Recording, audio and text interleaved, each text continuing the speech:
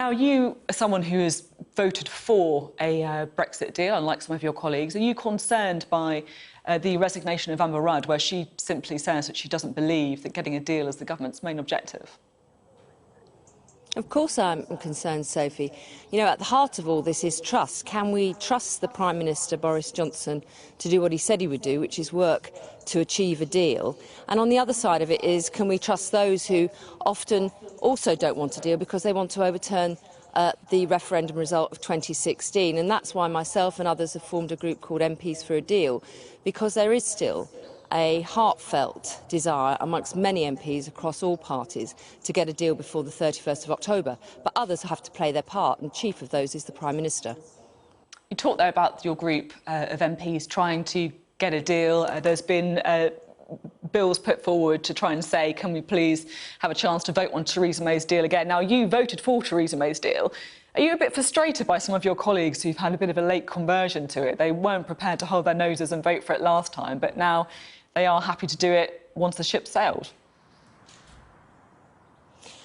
Well, we're not saying that we want to vote again on any deal that's gone before. What we are saying is, if you remember, before Theresa May stood down, there was an agreement on the table that wasn't voted on, in which there was considerable support across Parliament for different elements of it. And that actually also included the deals that we did vote on. What we are saying is publish that withdrawal agreement bill that was left on the table. Let us all see what we agree on and have a grown-up debate about how we move forward. Build on where we agree, but also seek a deal to finalise this episode of our political history so we can all move on. So it's not about voting on a deal that's gone before, but it's about having a proper grown-up conversation and moving forward so we can actually get beyond Brexit and talk about those issues of importance to people in the country, fighting crime, poverty, jobs and our economy, which sadly have not had the attention they deserve over the last 3 years. How optimistic are you that Boris Johnson will bring a deal back for MPs to vote on? Well, to put it bluntly, the last week hasn't raised my confidence by any means. But I'm confident that there are MPs across the House who will use everything they can, every hour of every day up to the 31st of October, to put pressure on the Prime Minister and build support across Parliament to achieve a deal. I mean, it is about trust. And Boris Johnson has to, mean what he says. He says he will work to secure a deal, and he has to prove Amber Rudd wrong when she tells us that not enough energy and attention and time is going into securing a deal, as opposed to waving the flag for no deal. The onus is on the Prime Minister to rise above party politics, to put the country first and achieve a deal before the 31st of October.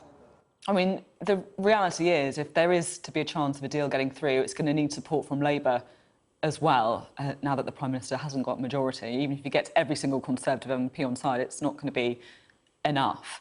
Labour's policy, however, is to have another referendum. I mean, I visited Bury North this week. How do you think that's going to go down in some of those key marginals? Well, I watched a segment on Bury, and actually I thought it was really interesting, the comments from people on the streets there. I think very similar to Doncaster, but also many similar to other places in the country that voted Remain. I think it expressed a view of people feeling weary by what has been going on in Parliament and in politics, and a desire for us to all move on.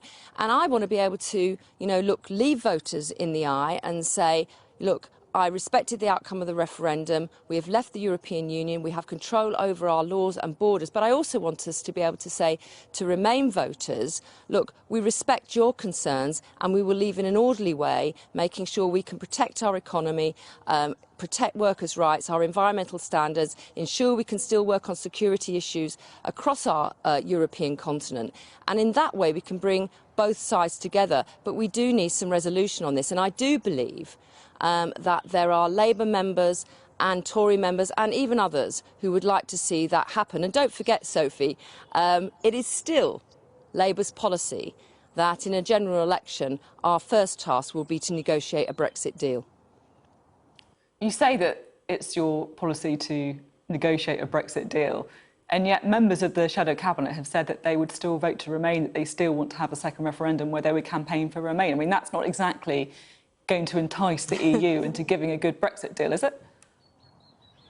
Look, there's a lot of discussion about what is the sort of mood music you surround negotiations on? Some, like Boris Johnson, seem to think that threatening no deal is the way forward. Others believe actually saying we seriously want to get a deal is the answer. Look, I think what we need to see is less of the rhetoric, but more focused on getting a deal. And look, Labour has said it will be committed to negotiating a Brexit deal. There's much we already agree with what was on the table from Theresa May's period as Prime Minister. What we also have in the party, and I'll be honest about it, is strong views who feel that that should be put to a second referendum. I don't agree with that, but if there's a Labour government and there's a vote in Parliament, people will have to make their own minds up. I will back a Labour government to secure a deal and to put it into action. And I know numbers of other Labour MPs will not support a second referendum. Others will have to choose their own course. You say that you want to see a Labour government. Of course, the way to get that is through a general election. Will you be voting for an early election this week? No, because I think it is our duty in this valuable time, in these weeks ahead of us before the 31st of October, to secure a deal. I think it's in the interests of all our parties and the country to focus on that. And then I think once we've done that, we can have a general election and focus on the issues like poverty, as I said, and fighting crime and jobs in the economy.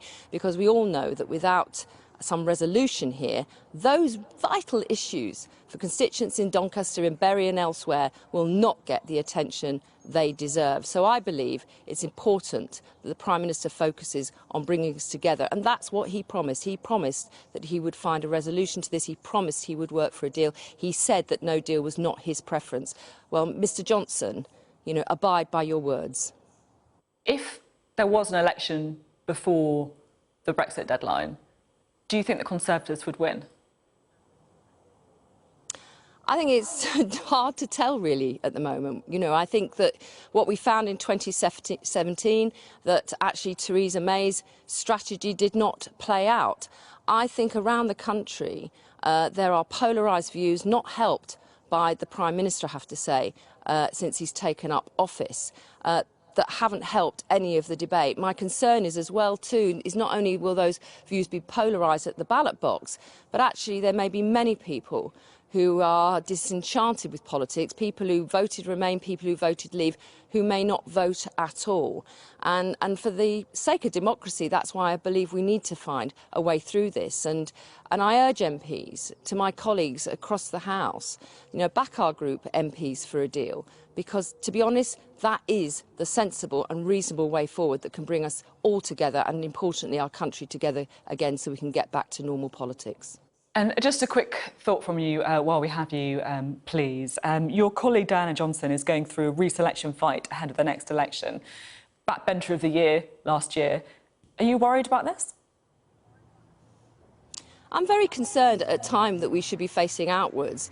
We're having these internal arguments and whether a general election happens before the 31st of October or whether it happens after, we know we're on course for a general election. And I would have thought that our main priority is not to be having administrative elections, not having AGMs, to be honest, not even having normal Labour Party meetings that are often very bureaucratic, but actually we should all be focused on campaigning. So if we're really serious about recognising a general election is on the cards, whether that comes sooner or later, let's focus on that and allow people like Diana Johnson to do what she does best, which is being an excellent constituency and national Member of Parliament.